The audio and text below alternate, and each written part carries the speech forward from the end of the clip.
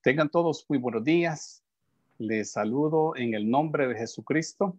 Estamos iniciando este webinar que tiene el objetivo de orientar a los pastores, a los miembros de las iglesias evangélicas en cómo operar en este nuevo contexto religioso que pues la internet, los nuevos movimientos religiosos y otro tipo de influencia que estamos viendo nos obligan a tomar una posición. Quiero decirles que nosotros no es que seamos las autoridades máximas en este tema, sino que lo que tenemos es una carga por compartir, por orientar, por transmitir lo que Dios nos ha regalado en este tiempo de experiencia, y queremos pues compartir con ustedes este conocimiento, confiando pues que la información que ustedes reciban les ayude para tomar buenas decisiones y también presentar defensa, como dice la palabra, a todo aquel que demande respuesta de nuestra parte. Así es que vamos a iniciar con una oración. Padre, gracias te damos, Señor, por este tiempo que nos regalas. Te pedimos que tú tomes control de cada momento. Danos palabras, danos sabiduría, danos inteligencia, y que lo que vayamos a compartir, Señor, sea algo que sea de tu agrado, Señor, y que los hermanos aprendan mucho, que nosotros también, que sea una buena experiencia, en el nombre de Jesús. Amén. Estamos también transmitiendo la enseñanza a través del Facebook Live, para que ustedes, si tienen alguna pregunta, pueda expresarla en el chat. Tenemos ahí algunas personas encargadas que van a estar a cargo de las preguntas, y pues esperamos que podamos atender pues las peticiones de ustedes. Vamos a empezar la enseñanza, y tenemos una presentación de PowerPoint para que podamos ir dirigiendo lo que queremos compartir el día de hoy. Quiero también explicarles que vamos a ser dos personas que vamos a compartir la enseñanza. El hermano Luis Ángel Díaz Andino, él es pastor de Iglesia de Dios, también ha sido supervisor de la Iglesia de Dios y actualmente es miembro de la Junta Directiva de la Alianza Evangélica Salvadoreña. Y su servidor, soy el director del Centro para el Desarrollo del Liderazgo y de la red de pastores Hechos 2. Así es que vamos a empezar el tema. Invitar a nuestro hermano Luis Ángel Andino para que continúe con la exposición. Bien, hermanos, bendiciones a todos en esta mañana. Creo que este tema es muy relevante por el hecho de que tiene un contenido en su primer momento en cierta forma legal, y que tiene que ser muy tomado en cuenta para que nosotros podamos saber cómo proceder en el momento de una situación de persecución religiosa. Esta introducción nos plantea básicamente una realidad, y es de que en el mundo hay una sociedad que está básicamente permeada por diversas religiones, y en nuestro país no es la excepción. Vamos entonces a entrar a este contenido, el nuevo contexto religioso salvadoreño. En la siguiente lámina dice resultados de la encuesta de Sid Gallup en el apartado de religión. Quiero decirles de que solamente son algunos datos que hemos tomado. La religión en la que nació, estamos hablando de las personas que fueron entrevistadas aquí en El Salvador. El 66% de los mayores de 40 años nacieron en hogares católicos. El 38% de los menores de 24 años nacieron en hogares católicos. En una sola generación, la Iglesia Católica ha perdido el 17% de sus fieles, y pasar a ser una iglesia número 2, a ser la iglesia número 2 en El Salvador. La iglesia evangélica es la más preferida por los salvadoreños. Estos datos son muy importantes porque los dos primeros aspectos lo que nos señalan es que hay una gran diferencia entre los nacidos mayores de 40 años y los de 24 años. Si ustedes observan, los porcentajes son muy distintos. Eso implica entonces que los menores de 24 años han nacido en un hogar que no es católico. El más del 68% básicamente no han nacido en hogares católicos. Eso implica entonces un cambio. En la siguiente lámina tenemos más información que tiene que ver con siempre la misma investigación que se hizo, y es que hay unas preguntas que se le hicieron a los entrevistados. ¿Quién cree usted que es más pecador? Si cree que hay pecadores, el hombre o la mujer. ¿Está usted de acuerdo o desacuerdo con la Iglesia Católica que solo permita a hombres ser sacerdotes? ¿En cuál religión se encuentra a la mujer en desventaja con el hombre? Son preguntas muy clave que nos ayudan a descubrir cuál es el pensar y sentir con relación a estas preguntas. Obviamente nos da una interesante respuesta. Veamos en la siguiente lámina esas respuestas. Los salvadoreños consideran que aunque tanto el hombre como la mujer son pecadores, el hombre tiende a fallar con mayor frecuencia a los mandamientos de Dios. Esa es la percepción de los entrevistados. Indica entonces de que se observa, en el caso de los hombres, que tienen mayor frecuencia para no obedecer los mandamientos de Dios.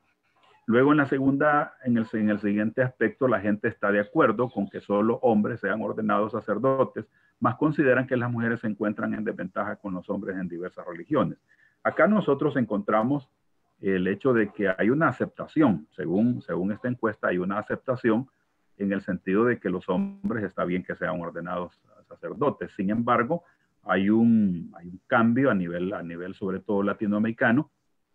Hay una reflexión muy seria con relación a otorgarle también ordenación para el sacerdocio a las mujeres. Esto no es tema por ahora, pero queda ahí en el ambiente para que nosotros investiguemos un poco más. Veamos la siguiente lámina que aborda el aspecto de la asistencia a los servicios religiosos. Con frecuencia asiste a servicios religiosos o misa. Los protestantes son mucho más constantes en sus participaciones, indicando un promedio de 11.27 veces al mes. Católicos 3.28 al mes.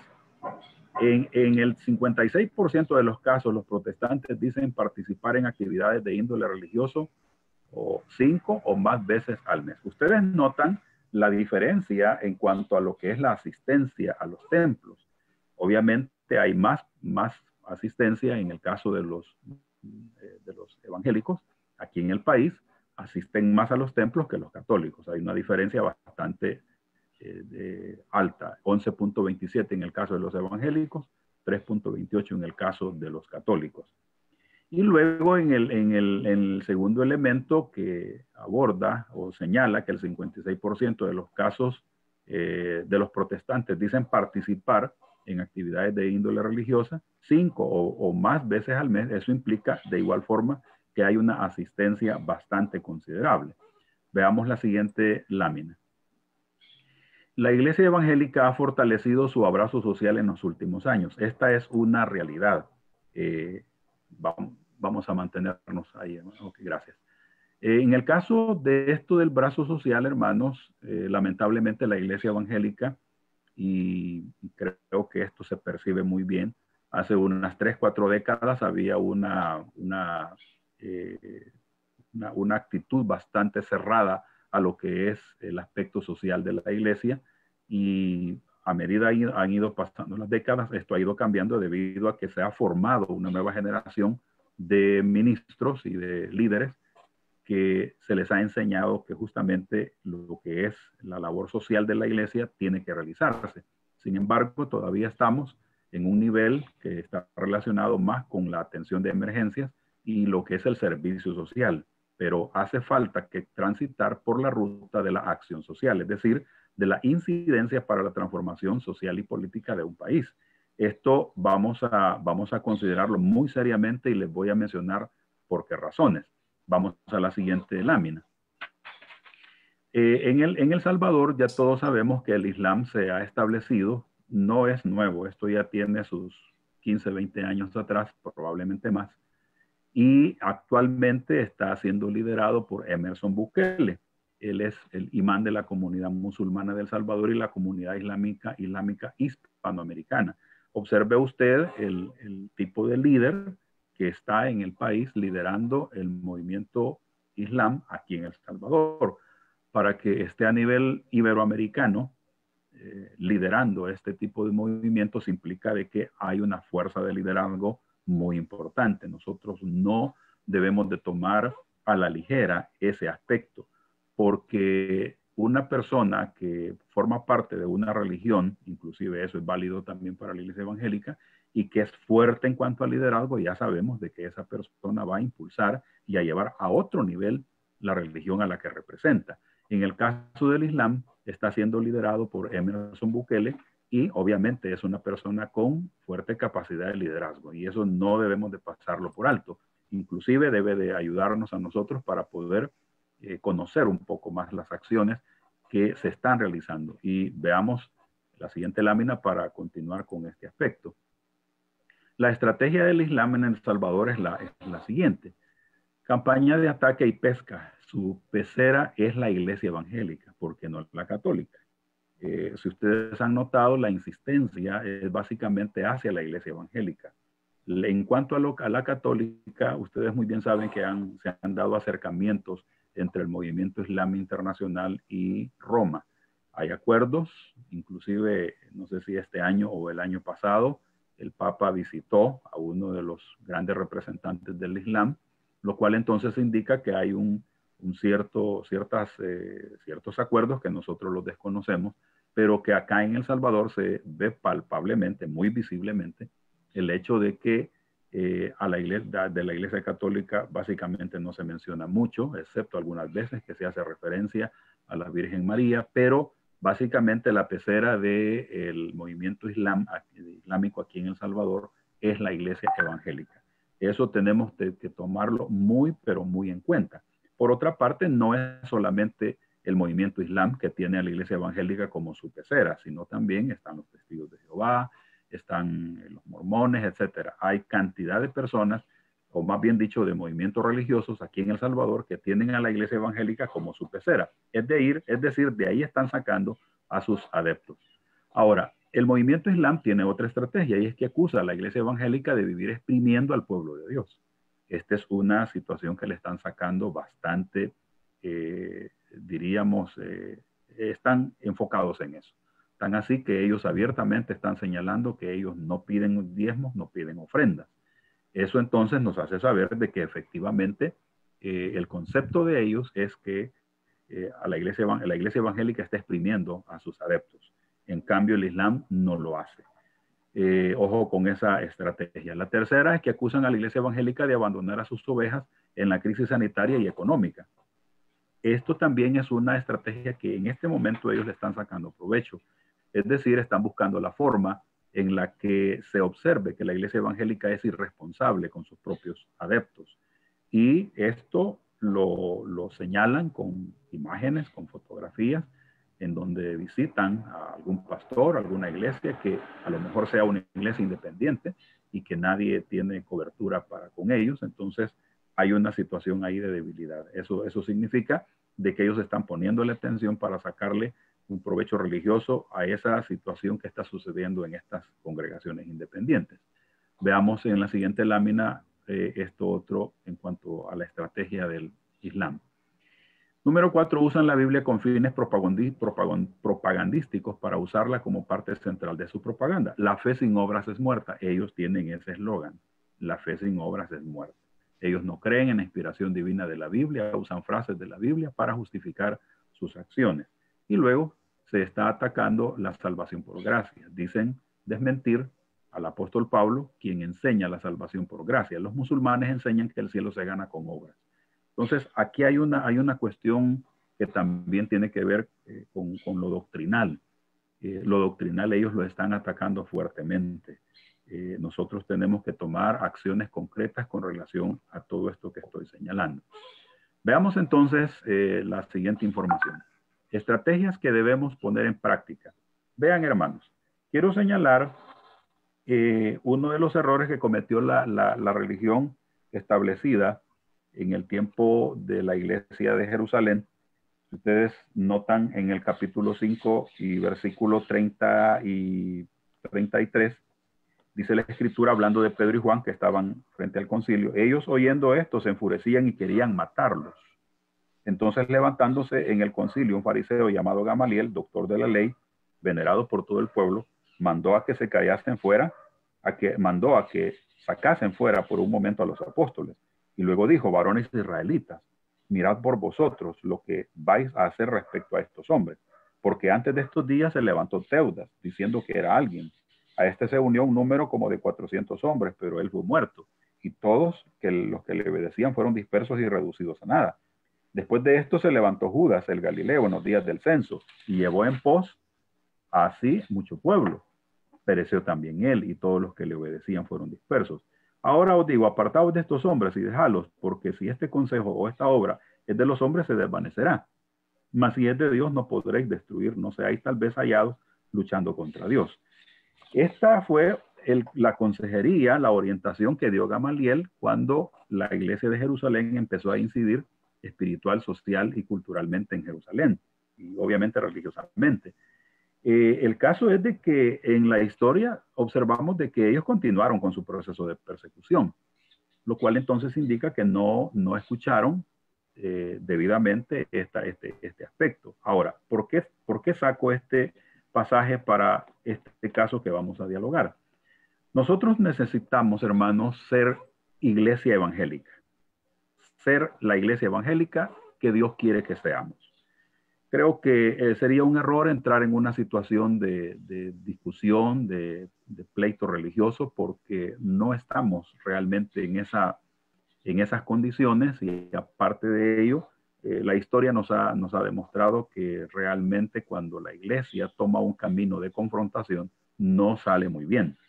Entonces, ¿qué estrategias vamos a poner nosotros en práctica?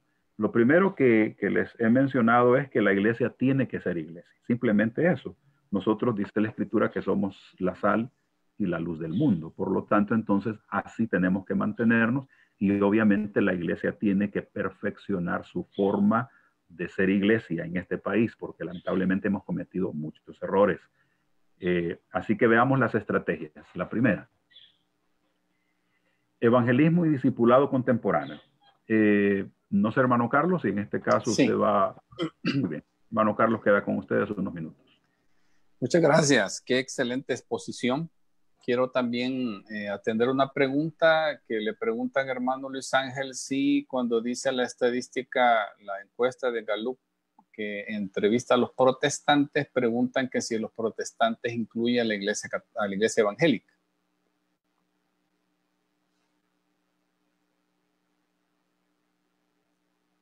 No se le oye, hermano. Tengo mi micrófono aquí. Hoy sí ya. Ahora sí. Ok. Sí, realmente los incluye, porque para los encuestadores, los evangélicos son protestantes. Entonces, aparte de esto, que no es que ellos hayan seleccionado a un grupo de evangélicos, sino que dentro del universo que ellos entrevistaron, habían obviamente personas religiosas de diversos movimientos. Pero la encuesta no obedecía solamente a aspectos religiosos. Esto tenía que ver con elementos más generales.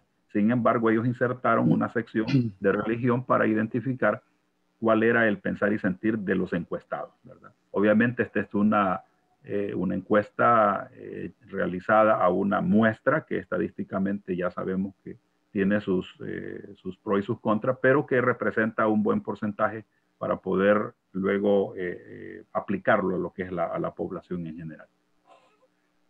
Gracias, hermano. Vamos a continuar entonces. Evangelismo y discipulado contemporáneo como una de las estrategias que debemos de practicar siendo iglesia evangélica, como dice el pastor Luis Ángel. Esto es de las cosas que tenemos que ocuparnos. Pero ¿cómo debe ser y cuándo es que es contemporáneo? ¿Cómo debe ser nuestro evangelismo?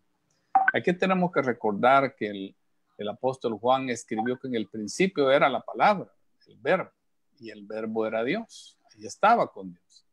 Pero luego el verbo se hizo carne y habitó entre nosotros. Cuando la palabra se presentó, se hizo visible entre nosotros, fue cuando se sintió el impacto. Esta es la primera analogía o instrucción clara que nosotros tenemos. Cuando vamos a evangelizar, no utilicemos solamente palabras.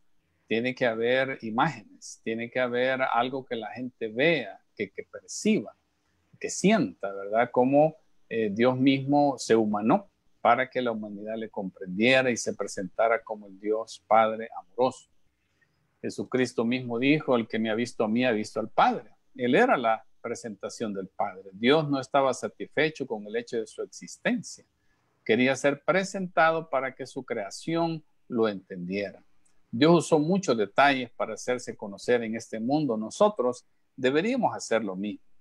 Aquí el punto, hermano, más allá del punto doctrinal, es el punto práctico de presentar un evangelio que se comprenda. Jesús era la palabra viviente. Deberíamos hacer todo lo que podamos para que la palabra escrita de Dios sea viva para nuestra audiencia. Él era la palabra viviente. Nosotros tenemos que ser creativos, pensando cómo podemos hacer que las personas puedan percibir la vida que hay en la palabra de Dios. No solo palabras, sino qué más hay allí que nosotros podemos utilizar. La gente amaba o odiaba a Jesús, pero nadie se quedaba dormido escuchándolo. Era fascinante oírlo. Así debería ser nuestro evangelismo, atractivo, que capture no solo a los religiosos, sino a todas las personas. Jesús hablaba con autoridad, era creativo, directo, compasivo y hasta ofensivo. Quiere decir que sus valores le dirigían y muchas veces chocaban con los valores de la época. Pero él lo sostenía y ahí era cuando él ofendía. Los pecadores lo escuchaban, miles se congregaban para oírlo. Comunicó de tal manera que sus parábolas y ejemplos han adornado la literatura a través de los siglos. No estaba contento con ser correcto el Señor. Miren qué importante. Él quería ser escuchado. Sigamos ese ejemplo, hermano. Hoy que nos decía el pastor Luis Ángel sobre cómo debemos de utilizar las artes, las imágenes. Eso es muy importante, la música. Y no me refiero pues solo a música religiosa, sino música popular. No que la vamos a copiar, sino que hagamos música popular, música con mensaje. Esa es una manera muy importante en estos días de capturar de la imaginación y el corazón de las personas. Pero ¿qué nos ha pasado? Pareciera que nosotros aquel mandato de Jesús que nos dijo que fuéramos por todo el mundo a ser discípulos, lo hemos hecho nosotros a ir por todo el mundo y hacer culto a todas las naciones. En eso hemos reconocido los evangélicos. Yo creo que tenemos que reflexionar cuántos estamos deseosos de que se vuelvan a abrir las iglesias y a lo mejor Dios nos está hablando en estos días de que el edificio no es la iglesia como muchos lo han hecho notar y ahora nos hemos obligado realmente a estar cerca de las personas y así debemos de seguir. Entonces, hacer iglesia es más que hacer culto. No lo podemos dejar de hacer, ¿verdad? Pero sí entender que debemos salir más allá. Parecemos pescadores, ¿verdad? Que hemos invertido todo en lanchas de lujo, las hemos forrado con cuero italiano, con molduras de oro, la tenemos llena de víveres y nos metemos dentro de la lancha, del bote, a estar felices, a gozarnos, como decimos esa palabra, ¿verdad? Los evangélicos, y no vamos al océano. La gente pasa y nos dice, ¿ustedes qué les pasa? Si son pescadores, métanse al mar, pero no nos gusta, ¿verdad? Porque el mar es peligroso, nos podemos morir, es que se va a arruinar la lancha, muy bonita. Hay si algún pescado, algún pez quiere que lo pesquen, que salte del océano hasta la lancha. Esa es la actitud que en estos momentos la iglesia evangélica ha estado exhibiendo. Y como ustedes pueden ver a través de esta analogía un poco grotesca, ¿verdad? Pero es para hacernos reaccionar y pensar.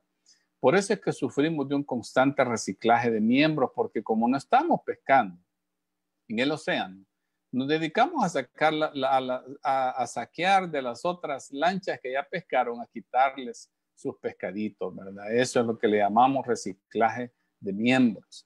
Y para colmo, no sabemos cómo abordar la cultura, no sabemos cómo adentrarnos en el mar, tenemos miedo, lo vemos como del diablo. Y entonces la cultura nuestra, todo lo que está fuera de la iglesia, los ambientes en que viven las personas, la cultura popular, la música, las películas, todo, muchos de nosotros solo decimos que es del diablo y hasta ahí nos quedamos. No sabemos cómo entrar al mar, ¿verdad? Cómo ganar la cultura. Hoy en día, hermanos, además de alcanzar a nuestra cultura, tenemos que rescatar una de las características más importantes de la iglesia, de que no es solo hacer discípulos, sino como Pablo le explicó a Timoteo, lo que has oído de mí, le dice Pablo a Timoteo, esto encarga a hombres fieles, que sean idóneos para enseñar también a otros. Mire cómo ustedes pueden ver 4 generaciones que Pablo está cubriendo. Pablo, Timoteo, primera generación. Pablo, la primera generación, Timoteo, la segunda.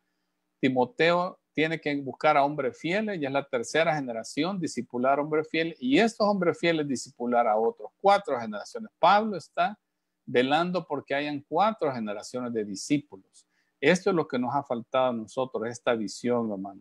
Si bien es cierto, la iglesia evangélica es una opción de preferencia actual, como dicen las estadísticas, no quiere decir que estemos haciendo buen trabajo de discipulado, hermano. A veces es penoso ver la falta de mucho conocimiento, no solo de los miembros, sino también de los líderes. Exhibimos conductas que pareciera que no hemos sido discipulados y es porque realmente no nos han discipulado. Quiero también decirles que vamos a poner a disposición de ustedes el PowerPoint de la enseñanza. Solamente llenen por favor un formulario que se les va a hacer llegar ahí a través del chat. Cópienlo, entren a la internet y llenen brevemente sus datos para poderles enviar, ya sea por WhatsApp o por correo, por donde les salga mejor, mandarles la presentación. Así es que yo sé que les va a servir de mucho. Y ahí está Gaby ya poniendo el link donde ustedes pueden dar sus datos. Llenen sus datos, hermanos, y una vez que ustedes tengamos sus datos, nosotros les vamos a hacer llegar la presentación. Gracias por las preguntas que están haciendo llegar. Las vamos a ir cubriendo, ¿verdad? Interesante lo que preguntan por aquí. Bien, vamos a continuar entonces en este asunto del evangelismo y el discipulado contemporáneo. Debemos hacer uso de la tecnología. Esta imagen yo la construí uniendo los logos de los diferentes aplicaciones en redes sociales. Algunas de esas ya las conocemos, otras ni sabemos qué son, pero existen. Y detrás de ello vemos a las personas, ¿verdad? Y las vemos sonriendo, hay de todas las edades. Y he construido esa imagen, hermanos, porque tal vez usted y yo quizás, ¿verdad? En algún momento hablábamos de estas cosas como del diablo, ¿verdad? Como cosas que ni las queríamos ver. Pero hermano, hoy en día nos ha demostrado esta cuarentena que es la única manera en que hemos podido ejercer algún pastorado y mensaje a aquellos que lo hemos ocupado. Entonces hay que invertir en la tecnología, no solamente para dedicar tiempo a ella, sino con conocimiento, hermano, con conocimiento. Personas que saben de esto, de mercadeo, realmente de mercadeo de marca, que nos den orientación con cómo usar sabiamente esto para alcanzar a las generaciones que están detrás de todo esto. Es un llamado, una estrategia, hermanos, que hoy en día les pedimos, ¿verdad? Con mucha vehemencia que lo podamos utilizar. Los únicos límites que usted tiene para hacer uso de todas estas cosas, para comunicar, para discipular en ese ambiente virtual, es, hermano, su imaginación. Y una imaginación que no se salga de los parámetros de la palabra de Dios, ¿verdad? No ir más allá, pues, de cosas que la Biblia no apoya, pero use su imaginación para poder usar la tecnología, utilizar todos estos recursos virtuales para alcanzar a las personas de la manera contemporánea. También tenemos que alcanzar a otros grupos, como son las pandillas, analizando brevemente, leyendo algunos reportes de las pandillas hechas por entidades extranjeras. Una de las cosas que ellos les llaman la atención es lo satánico que son estas personas, no porque alguien los diga que son satánicos, sino porque ellos mismos se llaman así. Son adoradores de Satanás, hacen ritos Es una cosa que debemos de ponerle atención.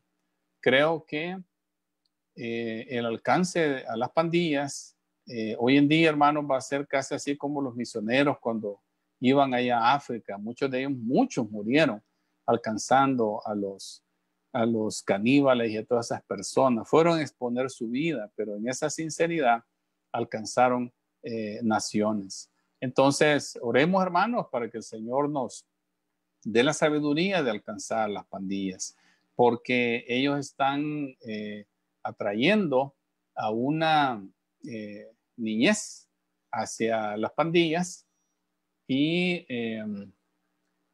bien, perdón, hermanos, atrayendo a la niñez, ¿verdad?, hacia las pandillas. Y es una de las cosas que la iglesia puede recuperar, ese campo que se está perdiendo.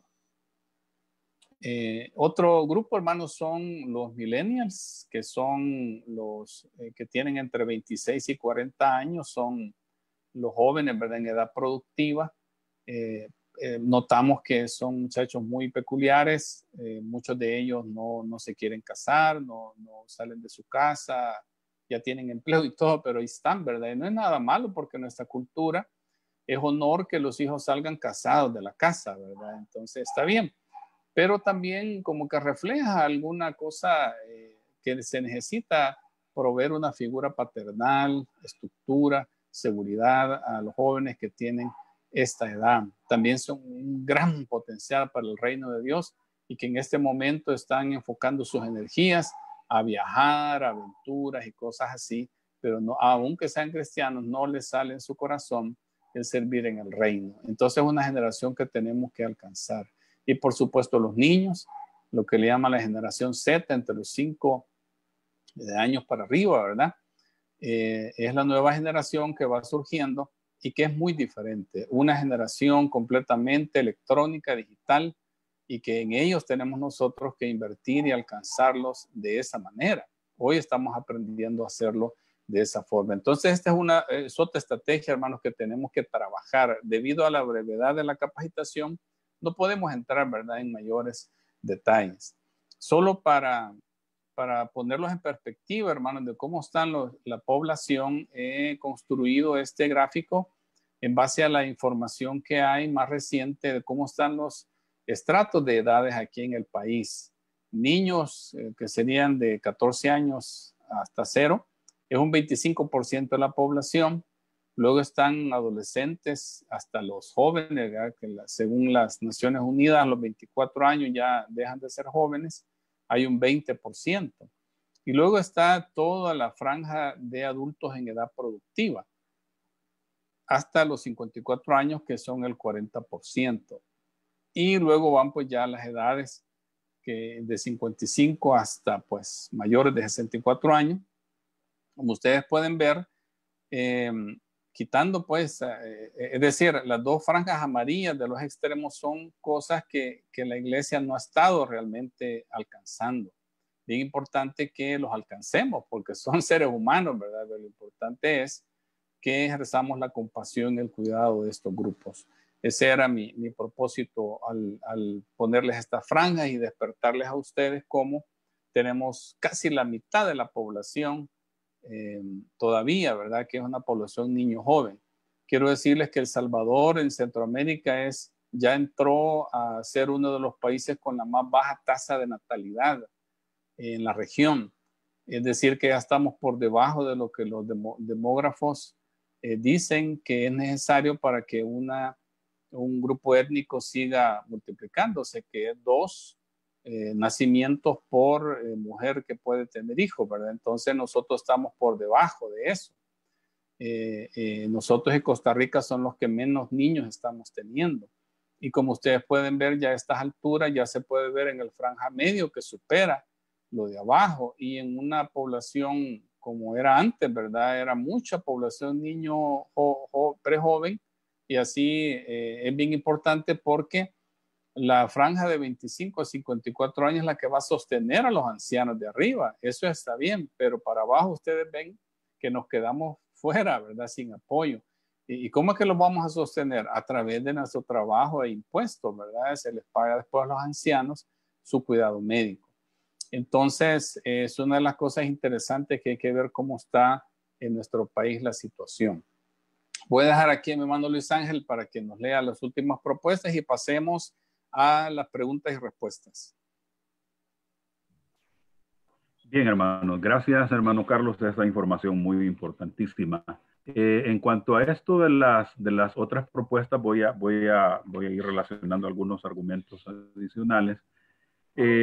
Formar a los actuales cristianos y a la comunidad en la doctrina de Cristo. Esta es una propuesta importante, hermanos, porque debido a que se está cuestionando los aspectos fundamentales de la doctrina cristiana, estamos hablando de la identidad de Cristo, de la salvación por gracia y de otros elementos más de la doctrina de Cristo, necesitamos que el cuerpo pastoral y liderazgo del país, de todas las congregaciones, podamos dedicarnos a formarlos fuertemente y sólidamente en esto de la doctrina de Cristo.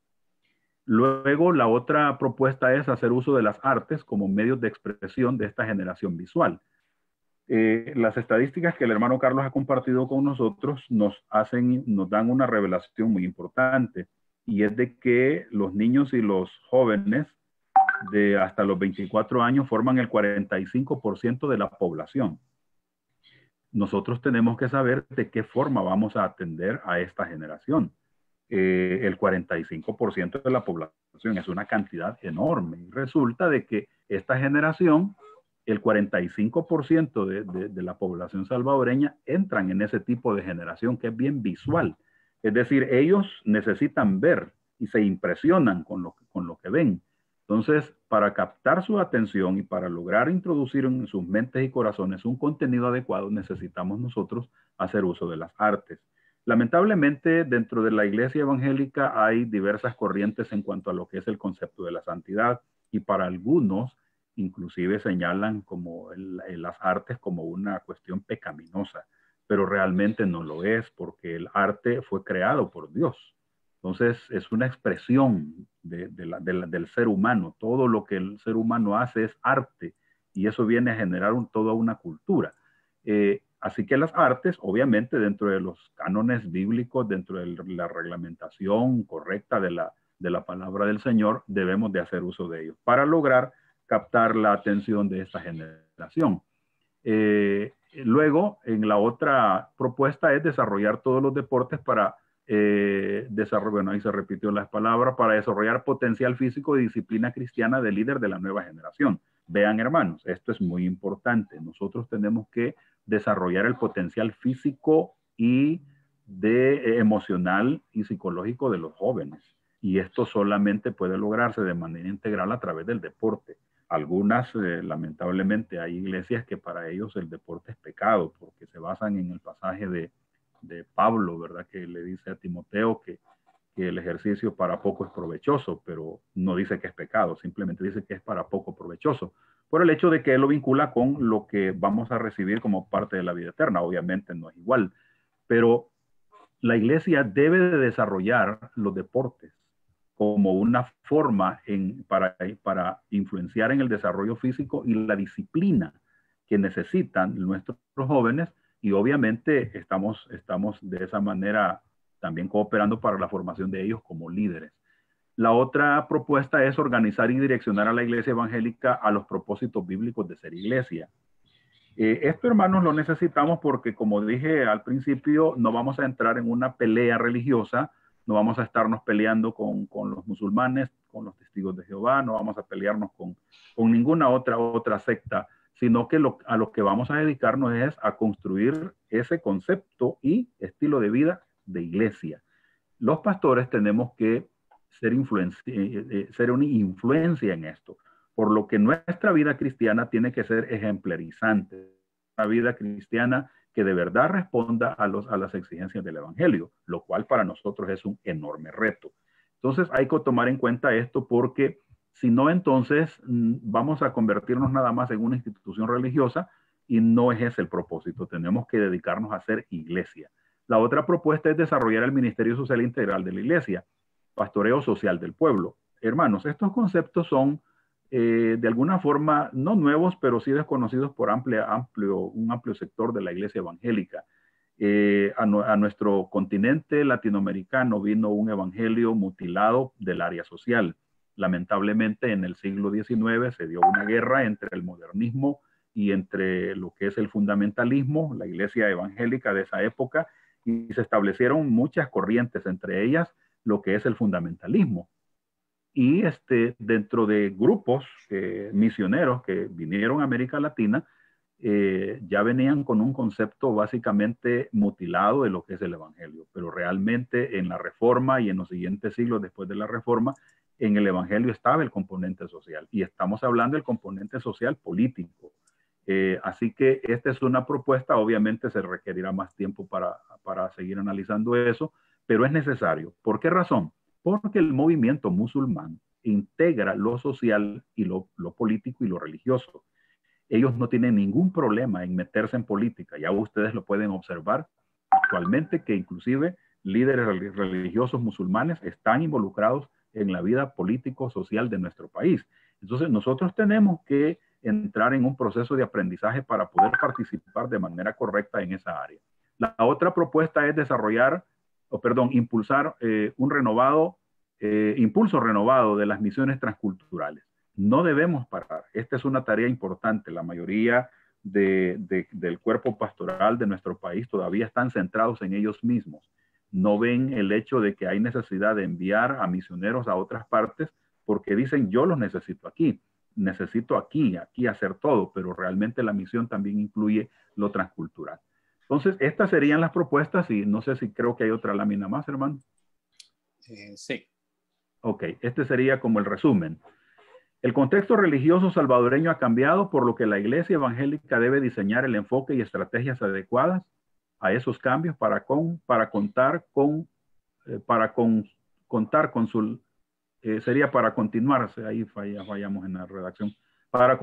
su labor evangelizadora. Recordemos de que la labor evangelizadora tiene que responder a todos estos grupos sociales que hemos mencionado. Estamos hablando de niños, que es el 25% de la población.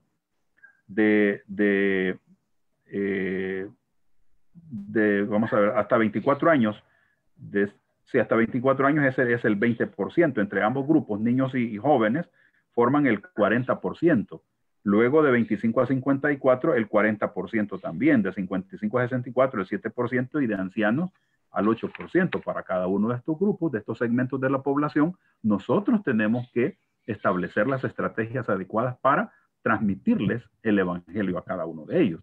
Y lamentablemente debo decirlo que no todas las iglesias están respondiendo a esto. La mayoría de iglesias son adultocéntricas, es decir, están dedicadas al 47% de la población. En cierta forma, de 25 años en adelante hasta las personas ya ancianas, como que somos más hábiles para comunicarles el evangelio, pero no a los niños, no a los jóvenes, y eso nos está generando problemas. Número 2, se debe incursionar en la vida política no partidarista para incidir en las decisiones políticas del país. La formación especializada se vuelve una necesidad urgente para seguir transmitiendo la verdad de Dios en nuestro contexto. El cuerpo pastoral del país debe asumir con mente bíblica y renovada los desafíos del cambio. Y, por último, reportar incidentes de violación a la libertad religiosa.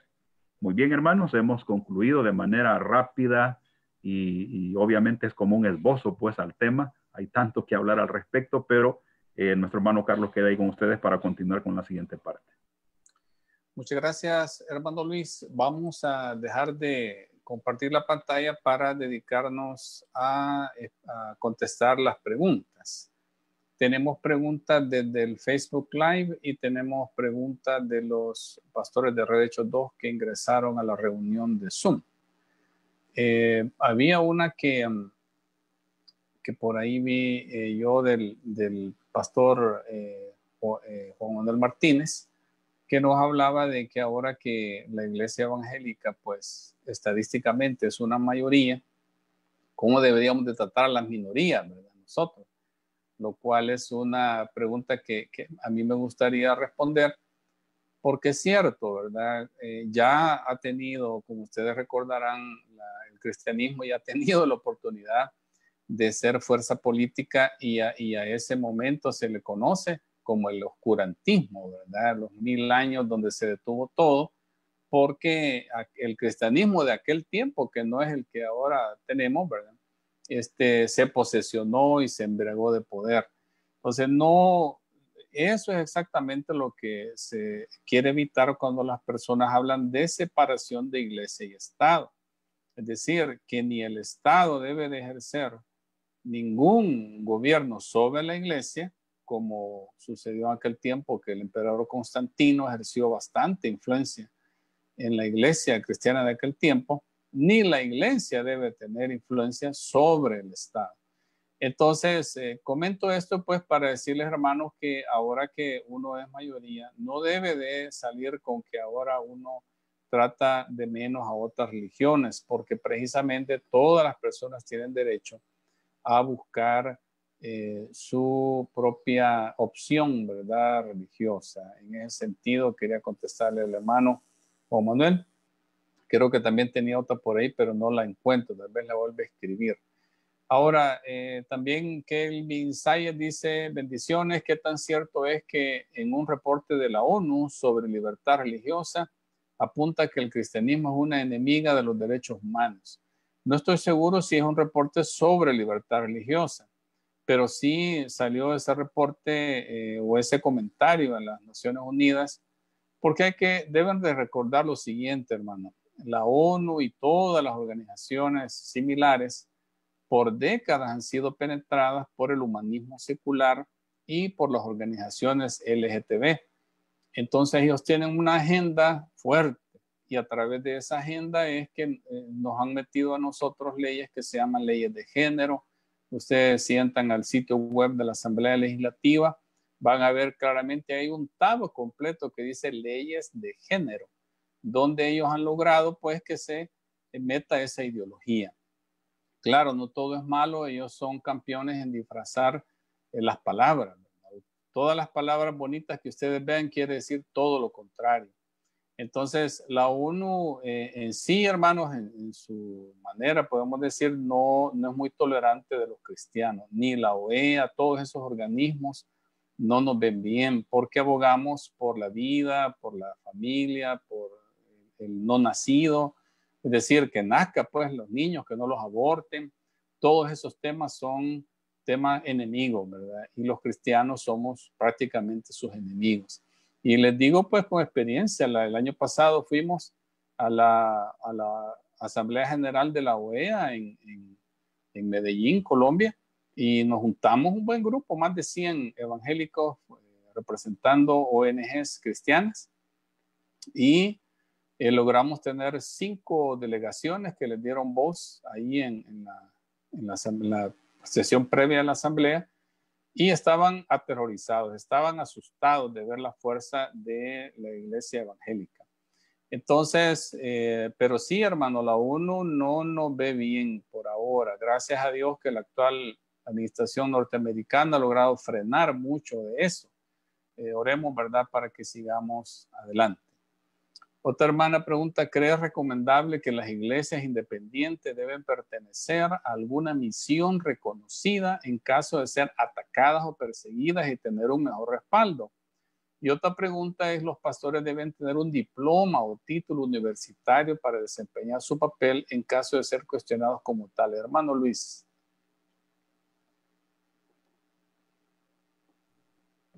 Sí, hermano, vean, hermanos, esto nosotros tenemos que tomarlo muy, ¿cómo decirlo?, desde la óptica correcta, ¿verdad? La formación de los pastores es indispensable, no es solo por tener el diploma, sino por cuestiones de capacidad de liderar el cambio dentro de las congregaciones. Hay países en Latinoamérica que ya establecieron como política el hecho de que los pastores tienen que tener un diploma que los acredite de sus estudios especializados. Aquí en el país todavía no se ha promulgado eso, pero yo pienso que llegará momento en el que esto va a realizarse, y creo que todo pastor debe de esforzarse por lograr estudiar lo que necesite, porque realmente el pastorado es tan integral, no necesita capacitaciones diversas. ¿Cuál es la otra pregunta, hermano? Que si usted considera que las iglesias independientes deberían pertenecer a alguna misión reconocida en caso de ser atacadas o perseguidas para así tener un mejor respaldo. Sí, realmente las iglesias independientes deberían de unirse, tal vez no bajo un concepto administrativo uniforme, pero legalmente es necesario porque en este momento, y quizá todavía no se ve como tan urgente esto, pero yo sí veo a futuro que esto va a ser necesario porque la voz de la iglesia evangélica no puede escucharse debidamente por la razón que estamos tan digregados. Las iglesias que tienen personería jurídica pues tienen sus propias organizaciones y hay otras organizaciones que las aglutinan, pero a las iglesias independientes nadie las aglutina.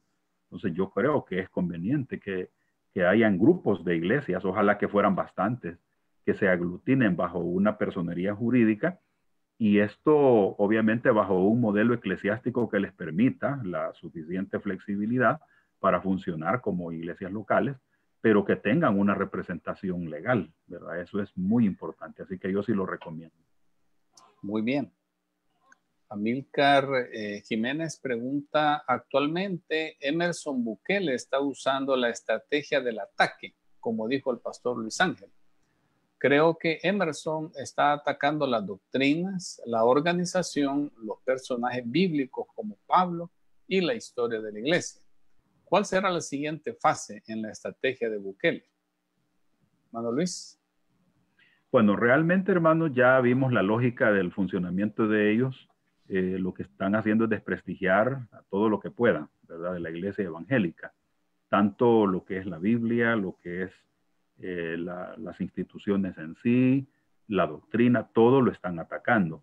Eso significa de que lo que están buscando ellos es posesionarse, o posicionarse, más bien dicho, en el país de manera permanente. O sea, de la presencia de musulmanes en El Salvador no es una cuestión pasajera. Ellos están pensando en serio en establecerse con firmeza y por toda la vida aquí en El Salvador.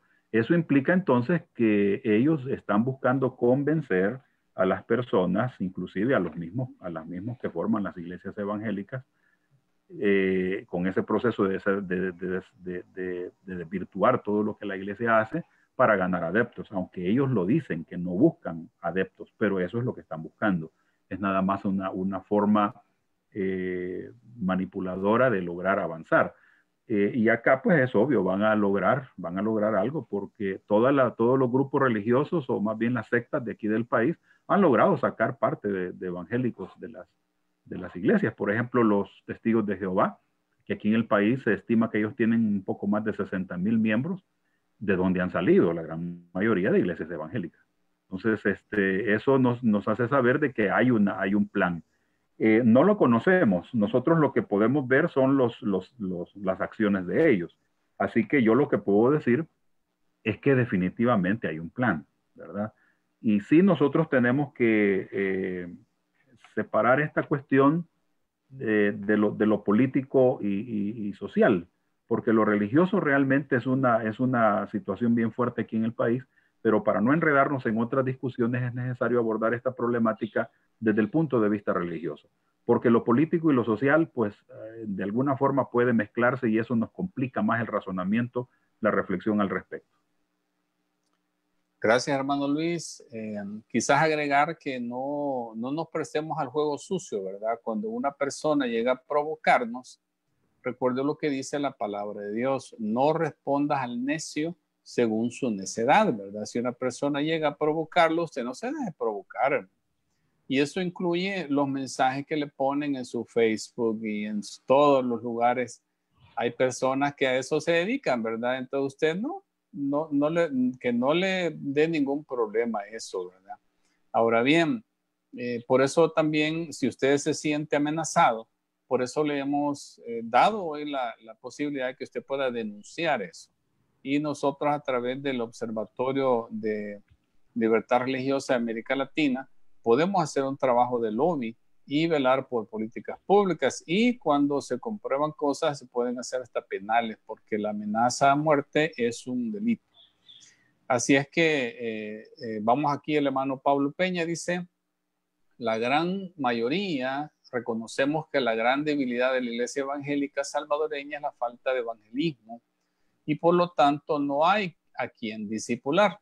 La pregunta es, ¿qué podríamos hacer como iglesia para cerrar esa brecha de debilidad que tenemos, pensando en la nueva tecnología a usar y aplicada en nuestro contorno? ¿Le gustaría opinar algo, hermano Luis Ángel? Sí, yo creo que la solución es el mentoreo. Nosotros como iglesia evangélica no lo hemos practicado debidamente, pero en la cita bíblica que usted manejó, en esas 4 generaciones de que Pablo enseña a Timoteo, Timoteo a los otros y a todas las diversas generaciones en las iglesias, nos hace saber de que el mentoreo sigue siendo lo mejor. El mentoreo tiene que ver con ese proceso de formación cercana en la que el discípulo se multiplica en otro discípulo. Necesitamos trabajar ese proceso, se puede.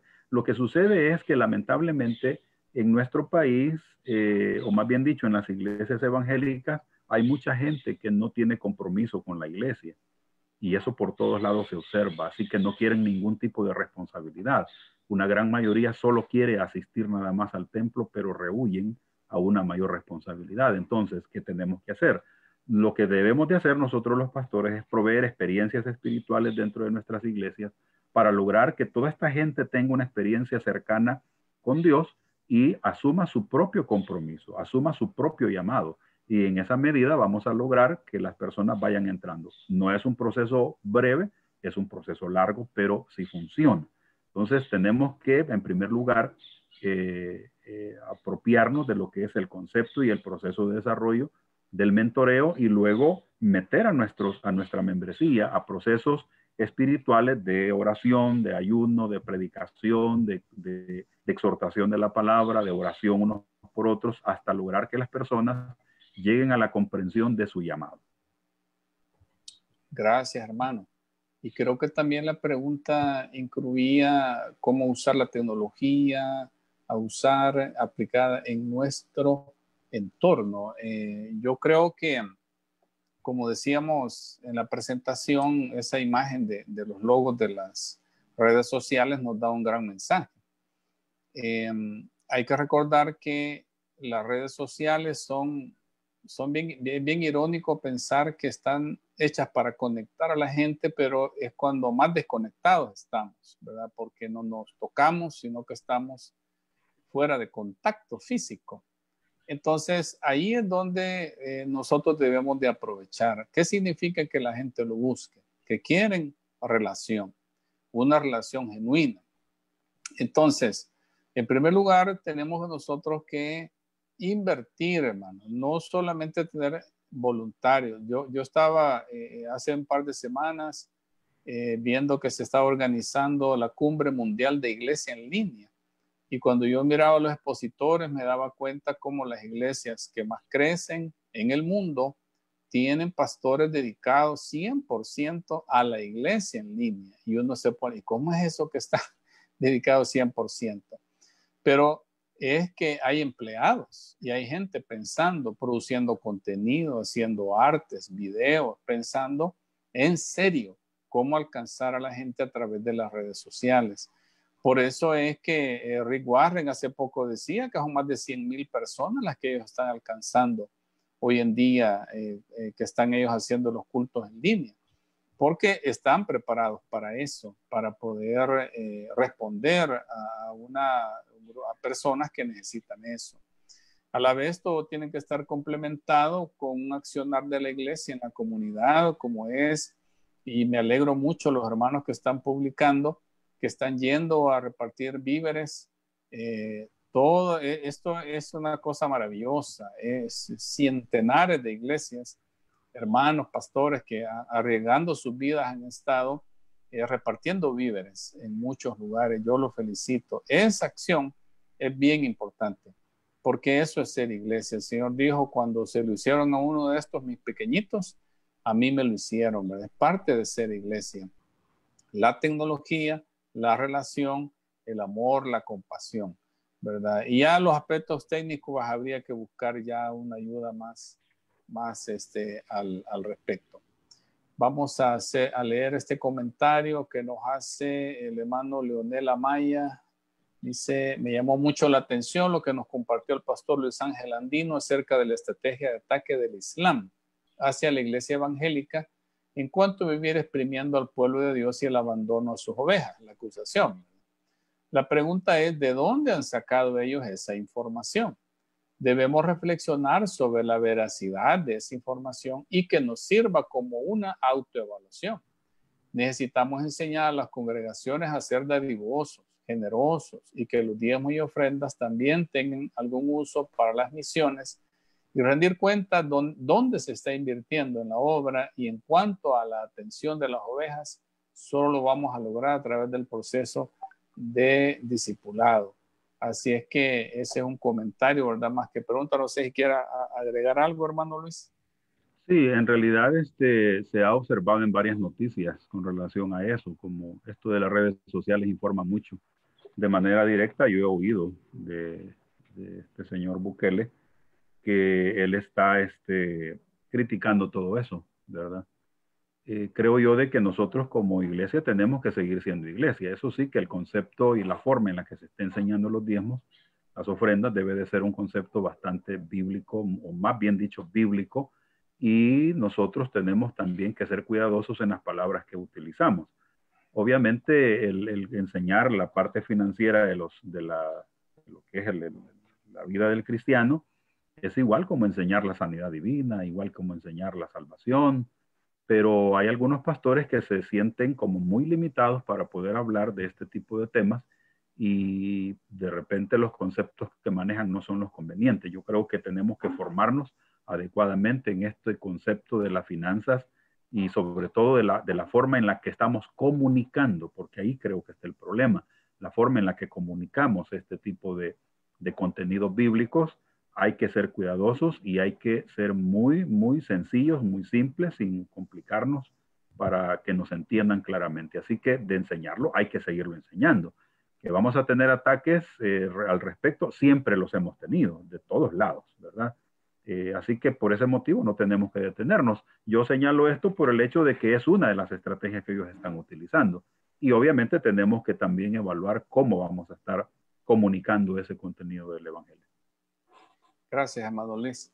Aquí hay otra pregunta más que voy a responder. Antes de eso, recordarles que si usted quiere las diapositivas de la presentación, vamos a escribirles otra vez el vínculo del formulario al que ustedes tienen que entrar para dejarnos su información y nosotros se lo vamos a hacer llegar al WhatsApp que usted nos brinde, ¿verdad? Así es que ahí está la información.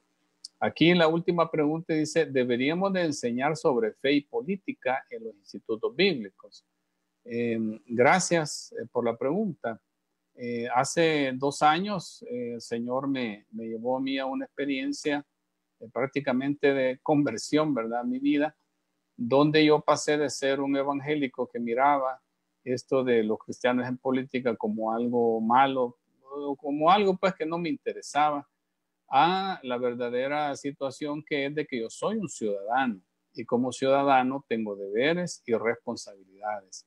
Entonces creo que no es que vamos a enseñar política en los institutos bíblicos. Yo creo que lo que debemos enseñar es cosmovisión bíblica, porque cuando enseñamos la cosmovisión bíblica, el cristiano llega a la conclusión de que es su deber como cristiano participar en el devenir de su nación. No debemos ser personas indiferentes a todo el accionar de la nación. Debemos ser más bien diligentes en ver cómo influimos los valores cristianos en las políticas públicas. Eso se llama incidencia política. Y esto no necesariamente se hace a través de los partidos políticos, sino como ciudadanos a través de ONGs, movimientos ciudadanos, que se pueda cambiar las políticas públicas, como es, por ejemplo, el caso del Observatorio Libertad Religiosa, que es una ONG dedicada a recopilar información con el objetivo de influir en las políticas públicas para que no haya discriminación de los grupos religiosos. Entonces, así se maneja la cosa, ¿verdad? Que el cristiano entienda que su responsabilidad como ciudadano es ciudadano del cielo, tenemos doble ciudadanía, ¿verdad? Y somos ciudadanos aquí de El Salvador, tenemos responsabilidad. Yo diría que más bien se debe enseñar como visión bíblica. Y los pastores, pues aquí en nuestro país, por ley, no nos permiten, pues, ni ser miembros de partidos políticos, ni aceptar cargos de elección pública. Pero quiero decirles que solo son 13 países a nivel mundial que tienen esa legislación. La mayoría o no tiene nada y por tanto hay pastores y ministros en diferentes cargos públicos. Hasta en Uruguay un sacerdote católico fue presidente.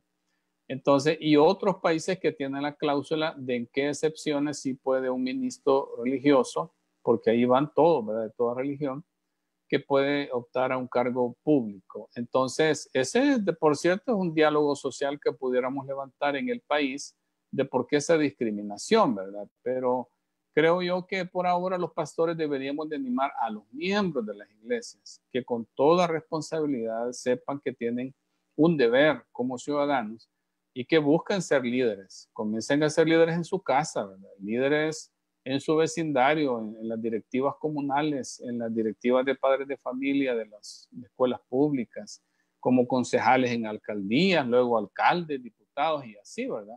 Que vayamos aprendiendo cómo es este asunto de la democracia. No, no es algo fácil. Algunos le llaman que es una cosa dolorosa, ¿verdad? Como lo está experimentando el actual gobierno, ¿verdad? Que es un asunto doloroso someterse a los pesos y contrapesos de la democracia. Muy bien, no sé si habrán otras últimas preguntas por aquí. Veo mensajes al final. Vamos a ver. Aquí está alguien, un último comentario. Dice Linda Barrera.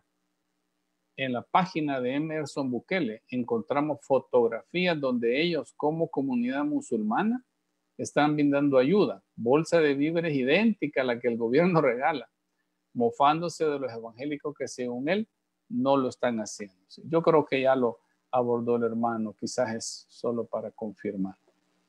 Bien, vamos a ir finalizando. No sé, hermano Luis, si tiene algún comentario que quisiera agregar, solo pone su micrófono.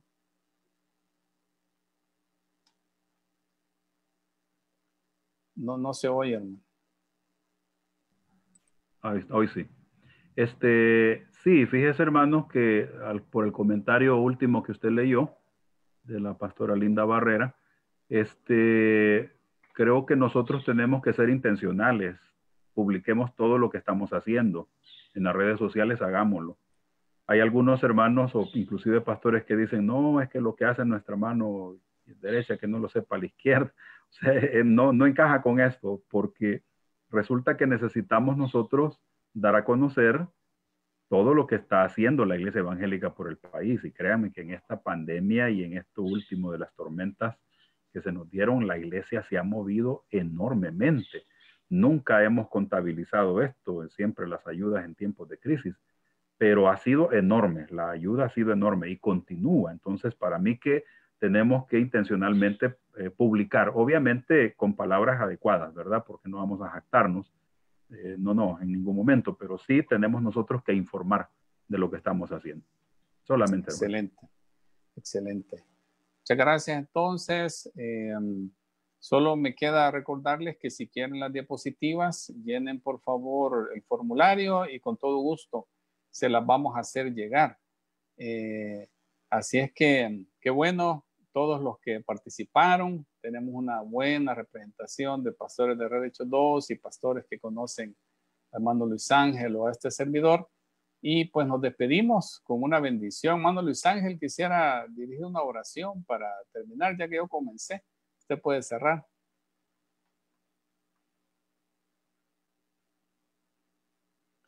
Ahorita.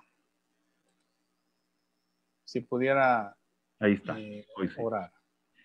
Bien, hermanos, damos gracias a Dios por todos los que se han presentado o se han conectado a este tipo de capacitaciones. Realmente es muy conveniente, muy necesario porque nos actualiza. Sobre todo nos ayuda para poder ser conscientes del contexto en el que nos desenvolvemos. Vamos a orar para dar gracias a Dios por esta actividad de capacitación. Señor, gracias te damos en esta mañana porque nos permitiste haber estado conectados a través de este medio para reflexionar acerca de un tema tan relevante para nuestro tiempo y sobre todo para la iglesia evangélica. Señor, ayúdanos a ser la iglesia que tú quieres que seamos. Ayúdanos a ser luz, a ser sal de la tierra. Ayúdanos, mi Señor, a ser genuinos. Hoy más que nunca necesitamos en nuestro país una iglesia genuina, una iglesia que en verdad te adore, Señor, una iglesia que viva el evangelio. Por favor, ayúdanos, mi Señor, para que nosotros como cuerpo pastoral podamos orientar y guiar a nuestras congregaciones hacia un estilo de vida genuino. Y ayúdanos también a nosotros personalmente y a nuestras familias para poder modelar una vida genuina cristiana.